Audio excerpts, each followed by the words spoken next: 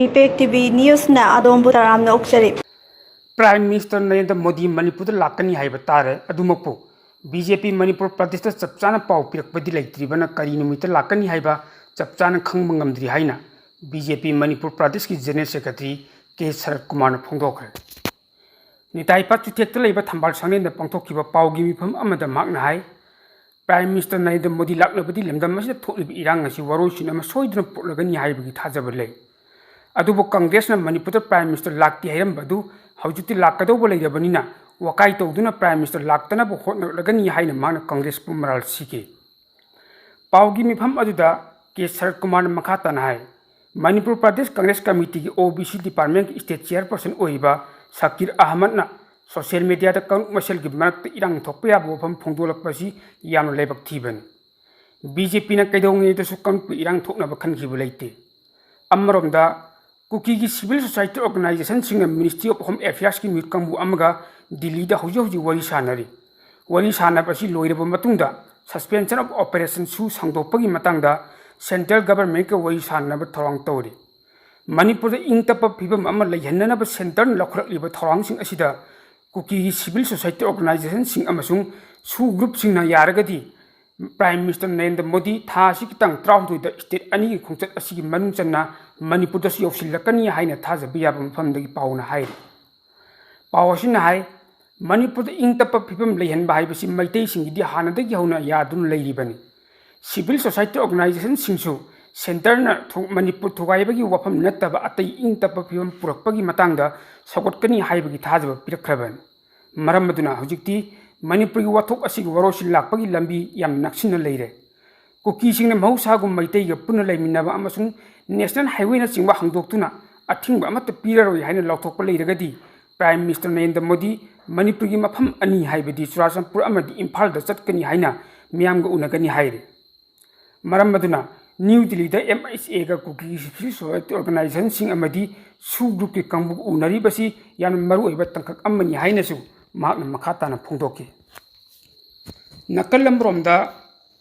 Manipur president rule हेक लाखिबदगी Manipur लेंगाकना पिरंबा political पोस्टिंगदगी MLA मसा मसाना resign तौजगदबन नत्रगा मरी लेनबा department सिंग MLA सिंग पाइरिबो political posting अदुदगी लौथोकदबनि हाइबगी order अमा थोखरबसु MLA खरा अमदी हाइरिबो पॉलिटिकल पोस्टिंग असि पाइसिंदुना लैरब्रा हाइना हंगनरी प्रेसना फंगबा सोर्स अमगी मतुंग इनदी एन बिरेन लुचिंगबा लेंगाक अम लैरिंगै मतमदा लेंगाक अदुदि याउरिबे MLA 33 तोंगान तोंगानबा political posting पाइहनखि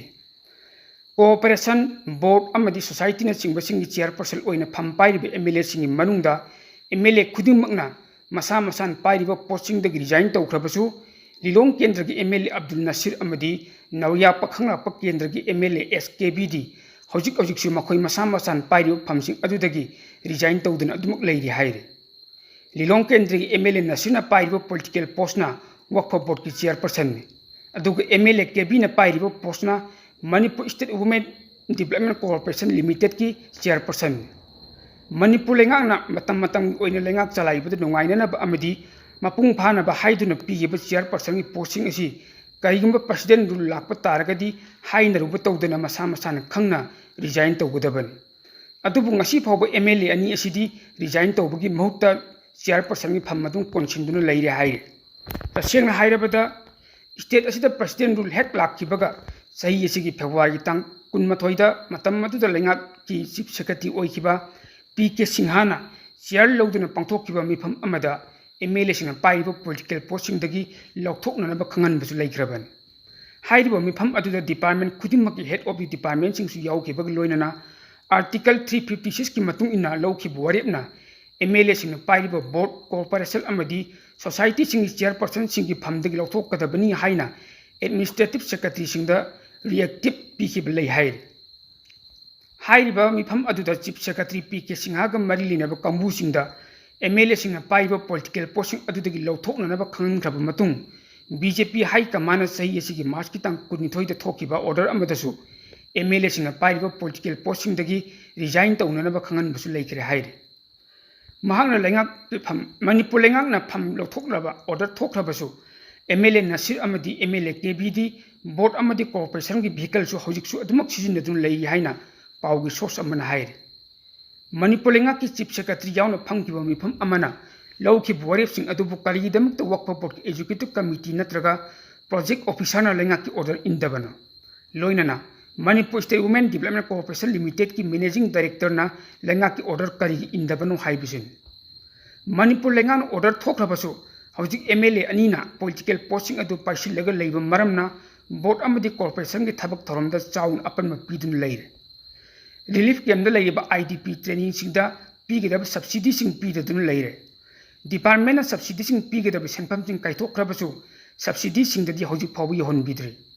पुनमक असिगी मथक्ता board अमदी corporation दगी खुदोंचाबा कया एमएलए अनीना लौदुना लेरे हाइरे चेयरपर्सन हापा ड्राइवर अमदी अटेंडेंट सिंग तलबसु लौरगा अदुमक लेरे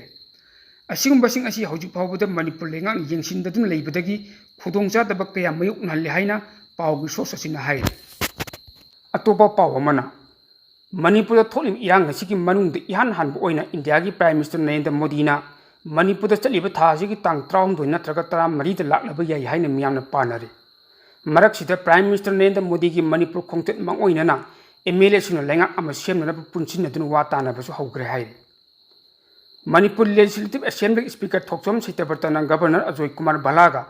राजभवन उनरोब मतुंग अयुक्की पुंग 13 मयांग इम्फाल केंद्र की एमएलए कोंखाम रोबिंद्रो की बबूपरादा लेब क्वार्टर स्पीकर मसामक याउन एमएलए 13 पुंग 5 चुपना मिफम पंगथोखी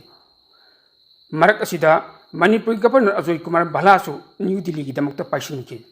गवर्नर की खोंगचत असी प्राइम मिनिस्टर मणिपुर लाकदौरिब असिगी मतंगदा वा तानाब चलिबा नत्रगना स्पीकर गवर्नर अजय कुमार भला की उनखिब मणिपुर होंगलिब पॉलिटिकल की फिवम येंगलगा सेंट्रल लीडरसिंग कौरकपदगी चलिब्रा हाइबगी चपचाना खंगबदी ngamdri मिफम अदुदा मिफम पंगथोखिबा एमएलए सिंग अदुगी मनुंगदा स्पीकर सैतबता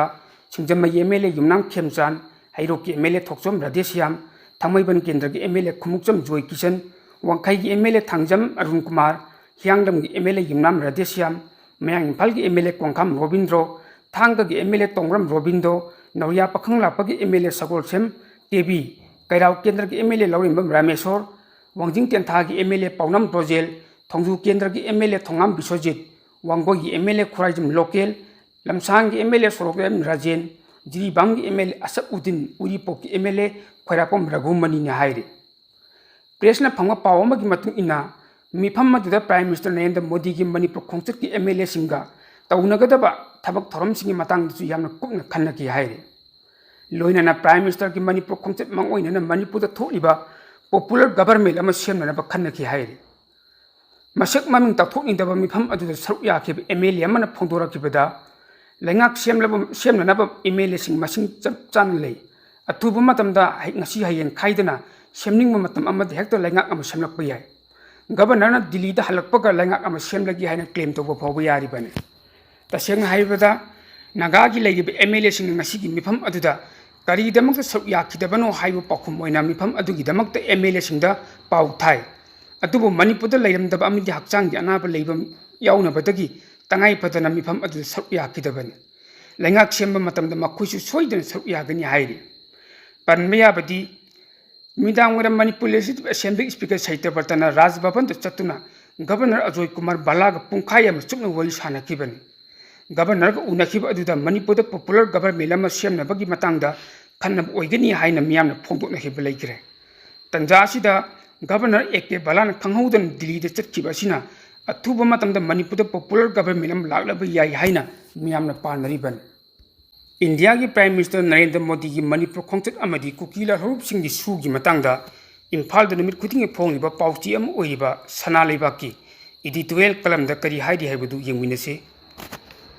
बीजेपी की चुंगसिनब प्राइम मिनिस्टर नरेंद्र मोदी ने लुचिंग इंडिया लेंगांगा मणिपुर थोइब सही अनी हेलब इरांग असि लोसिनब होटनबगी महुत्ता मणिपुर अमदी इंडिया बु थुगाइनब होटनैबा कुकीला हरुबसिंगदा मतेंग पंगसिनबगुम तौरि मसिना मरम ओइरगा हाइब लरुपसिंग असिना स्टेट असिगी येलहौमी मल्टेसिंगबु मनिंग तन चप्पा यारो हाइदुन थिंजिनखिबा नेशनल हाईवेसिंग हुजि फावबा हंतोकपा ngamdri मसिदसु नतन इरांग असिगा मरी लेनना इंडिया की होम मिनिस्टर अमित शाह मणिपुर लक्लमखि मखा ताना स्टेट असिदा अमुक लाकनी हाइरमलगा ngasi फावबा लाखिदे इरांग लोसिनना होटनबगी मवंगदा Manipur governor chief secretary DGP Manipur नौना सिंदोखि लोइनना अनौब स्टेट असिगी सिक्यूरिटी एडवाइजर अमा हापतुना matamdugi chief minister na pairamba unified command gi chairman gi pham pahen ki aduma pung hi sei ani helaba kuki narcotic ro ching irang asi maram ma manatrag aman lusindana thamle sanglaba sei ani helaba matam asida india gi prime minister na manipur wathok asigi matangda parliament yauna mafam amata da phongdokti haibagi waroloduna parliament wathok oina kibani manipur miyam margoin yelhomi maitei sing warona ki india lenga ki mathakta pendaba leiki masigi tanja asida malengi lepak kaya koini chatluraga india gi prime minister narendra modi na lakliba september ki tang 32 da manipur da lakani hairibasi harau narangani thajade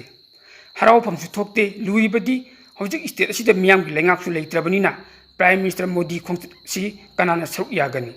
pm na ngang ga doroba state pu nungsiba manbo wangang sing adu kanana taningani thenglabusu thengna manipur da prime minister lakani haibasi budi afaba khongthangni adubu khongtet asiga mari lenana prime minister lalholup kuki narco terrorist singbu yanana ba manipur si jammu and kashmir gumna machet thogai ga dori bra jala haibasini loinana miram dagi lokai sangsil liba state asigi umang wamang kokthokduna popi pambi tharaga lali khulai leisinduna separate administration tanduna manipur thogai liba singbu khanglaba kuki lalhobu sing amaga wali sanaduna karigi anobo su agreement sign tawnaga dori bono haibasi miyam gi wang oibani haibu wafamsu sanaleba pause editorial kalam da folkiban. The EPAC Group of News was set up on 7th July 2017 as a news networking body. Now it completes 7 years in service. Under the aegis of EPAC Group of News, one news networking YouTube channel and Facebook page called EPAC TV News has been set up in the year 2021. It is providing news throughout the world day and night. Saidur Maibam is the managing director cum editor of the EPAC TV News. He is young and talented journalist of Manipur. Under his guidance, news updates are being disseminated all over the world.